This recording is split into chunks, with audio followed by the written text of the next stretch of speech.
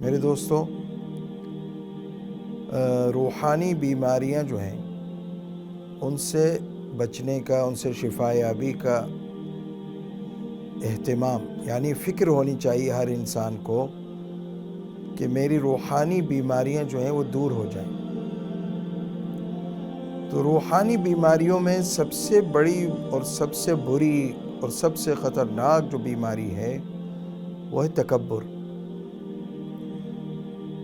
تکبر اتنی بری بیماری ہے کہ اللہ کی نظر سے بھی انسان کو گرا دیتی ہے اور مخلوق کی نظر سے بھی انسان گر جاتا ہے۔ لوگ بھی پسند نہیں کرتے متکبر آدمی کو۔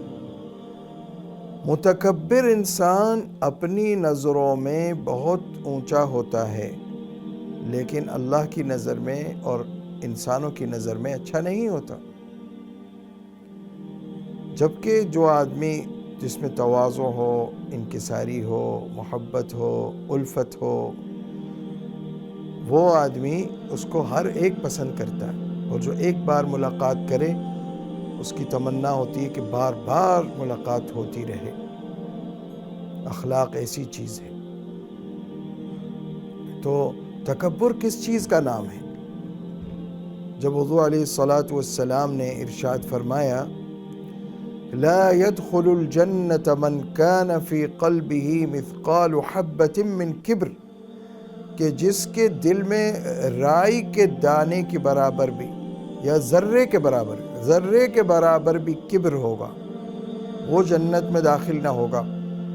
تو صحابہ نے عرض کیا ان الرجل يحب ان يكون ثوبه حسنا ونعله حسنا، کہ یا رسول اللہ یہ تو فرما دیجئے کہ ایک شخص اگر یہ پسند کرتا ہے کہ اس کے کپڑے بہت عمدہ ہوں اور اس کے جوتے بہت عمدہ ہوں، تو کیا یہ تکبر میں شامل ہے؟ کیا یہ تکبر کی علامت ہے؟ صحابہ کرام کا احسان دیکھیے کہ انہوں نے پوری امت کے لیے پوچھ لیا، ورنہ ہر ایک جو ہے تکبر کی اپنی ایک تعریف کرتا۔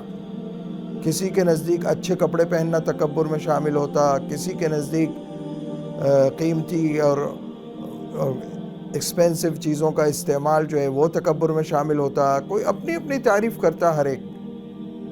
کوئی ٹھاٹ باٹ سے رہتا ہے تو لوگ اس کو تکبر سے کہتے بڑا متکبر ہے، حالانکہ نہ ٹھاٹ باٹ سے رہنے میں تکبر ہے، نہ اچھے کپڑے پہننے میں تکبر ہے، نہ اچھی گاڑی میں سفر کرنے میں تکبر ہے۔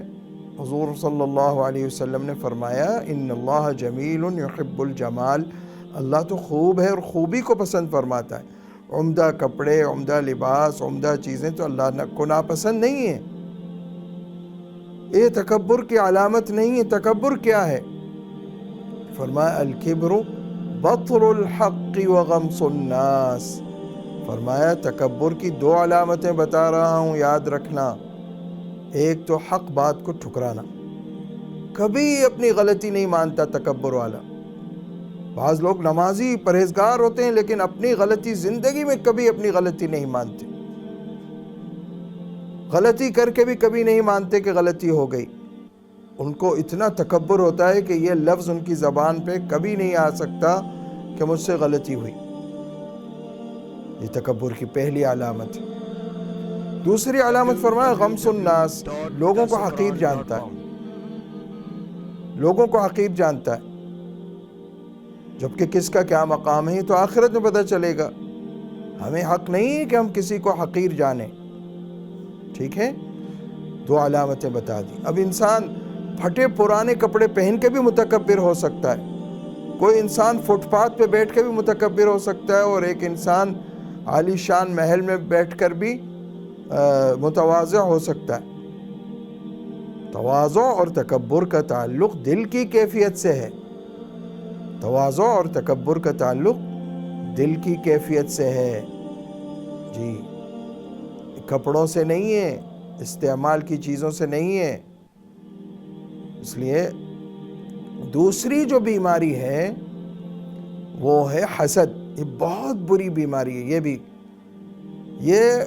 محسود کو تو نقصان پہنچاتی ہے، یعنی جس سے حسد کر رہا ہے اس کو تو نقصان پہنچتا ہی ہے بعض دفعہ، لیکن سب سے پہلا نقصان تو حاسد کو خود پہنچتا ہے۔ حسد کرنے والا کڑھتا رہتا ہے، اندر اندر کڑھتا رہتا ہے، نہ اس کے چہرے پہ رونق ہوتی ہے، بس جس کو نعمت میں دیکھا، جس کو خوشحال دیکھا اسی سے حسد، خصوصاً قریبی رشتہ داروں سے حسد میں جل جل کر مرتے رہتے ہیں حاسدین، اور کیا حاصل ہوتا ہے؟ کچھ بھی نہیں۔ اسی لیے ایک آدمی نے کہا کہ حاسد کبھی موٹا نہیں ہوتا۔ میں نے کہا کیوں؟ اس نے کہا کہ اس کی چربی جو ہے نا حسد کی آگ سے پگھلتی رہتی۔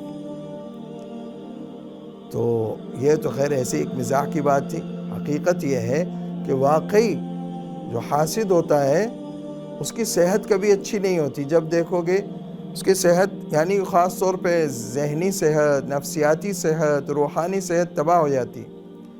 تو جس کو اللہ نے جو دیا ہے اس پر اللہ کے حکمت اور اللہ کے فیصلے پر راضی رہو۔ تم کون ہوتے ہو اعتراض کرنے والے؟ کیونکہ حاسد جو ہے نا وہ اللہ کے فیصلوں پہ اعتراض کرتا ہے، یعنی وہ یہ کہتا ہے کہ یا اللہ اس کو کیوں دے دیا، اس کو فلاں نعمت کیوں دے دی، اس کو فلاں نعمت کیوں دے دی۔ تو اللہ کے فیصلوں پر اعتراض کرنا یہ بہت بڑی نادانی اور گمراہی ہے، ٹھیک ہے؟ اور تکبر اور حسد بہت بڑی بیماریاں ہیں روحانی، ان سے نجات حاصل کرو۔ اچھا، حسد دل میں آئے تو اس پہ پکڑ نہیں ہے، لیکن حسد کے مطابق عمل شروع کر دیا تو پکڑ ہوگی۔ یعنی کسی کو دیکھ کر دل میں حسد آئی تو اس کا علاج یہ ہے کہ اس کے لیے برکت کی دعا کر دے، یہ علاج ہے اس کا۔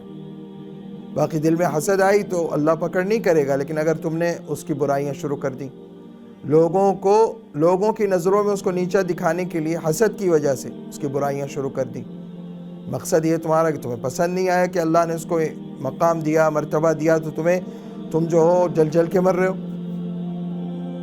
تو کیا حاصل کرو گے؟ تو تکبر اور حسد، ان دونوں بیماریوں سے بچو۔ تیسری بیماری ہے عجب۔ عجب کیا ہے؟ خود پسندی۔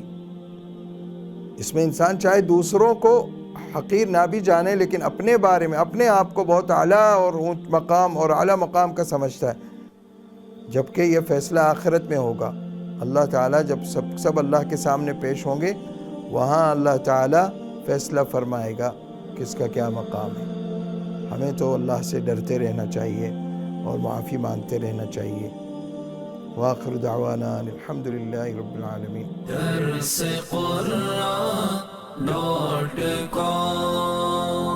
www.darsequran.com